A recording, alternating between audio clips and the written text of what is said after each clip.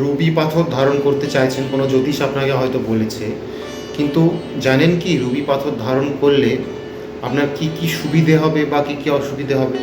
আজকে এই ভিডিওর মধ্যে আলোচনা করব রুবি পাথর যদি আপনি ধারণ করেন তাহলে আপনার কি কি সুবিধে হতে চায়। এগুলিকে আমি 5টি ভাগে ভাগ করেছি কি কি সুবিধে হবে।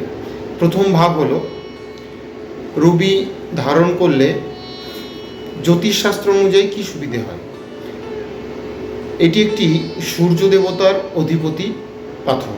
এর লাল রং, একে আপনারা অনেকে চুনি বলেও চিনে থাকেন, চুনি পাথর বলেন, আসল নাম রুবি। এর লাল রং আপনাকে মানসিক জোর ও আত্মবিশ্বাসী করে তুলবে। এর লাল রং আপনাকে আত্মবিশ্বাসী ও মানসিক জোর আপনাকে প্রদান করবে।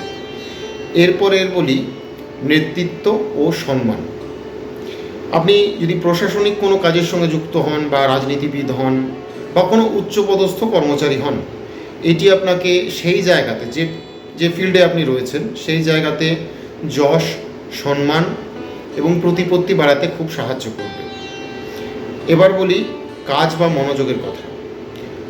যেসব ব্যক্তিরা কোনো কাজ শুরু করেন কিন্তু সেই কাজ শেষ করতে না পেরে মাঝখানে বন্ধ করে দেন, তাদের জন্য রুবি একটি অত্যন্ত আকর্ষণীয় পাথর। এই পাথর ধারণ করলে আপনার যে অপরিকল্পিত কাজ বা অসমাপ্ত কাজ সেটি আপনি সহজেই শেষ করতে পারবেন। এটি আপনার জীবন শক্তি আপনাকে ফিরিয়ে দেবে সেই কাজের প্রতি। এরপর বলি স্বাস্থ্য নিয়ে।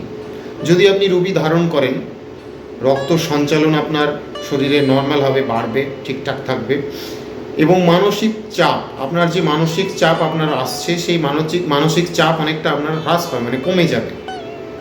এরপর বলি সৌন্দর্য। বিশেষ করে মহিলাদের ক্ষেত্রে বলি চোখের নিচে যদি আপনার কালো মানে ডার্ক সার্কেল তৈরি হয়ে থাকে, সেই ডার্ক সার্কেল এই পাথর ধারণ করলে কমে যাবে।